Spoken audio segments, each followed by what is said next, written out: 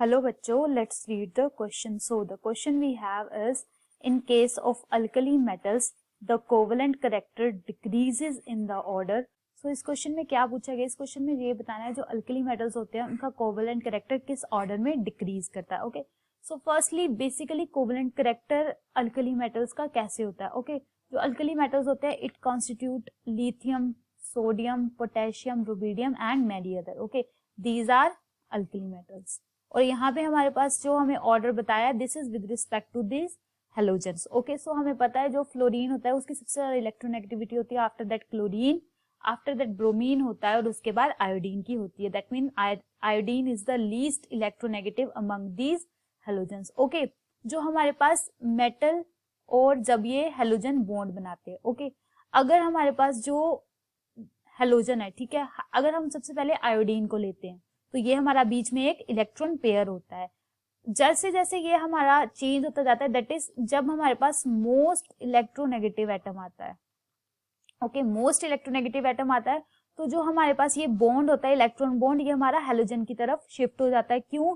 Because यहाँ पे हमारे पास मोस्ट इलेक्ट्रोनेगेटिव एटम आ जाता है, तो जिसकी वजह से जो हमारे पास आयनिक कैरेक्टर होता है, ओके, वो इंक्रीज होता है सबसे ज्यादा. किस केस में? फ्लोरीन के केस में. दैट मीन्स जो हमारा फिर कोवेलेंट कैरेक्टर हुआ, बिकॉज ये दोनों ऑपोजिट होते हैं, तो जो कोवेलेंट कैरेक्टर सबसे कम किसका हो जाएगा? फ्लोरीन का, because it is the most electronegative atom.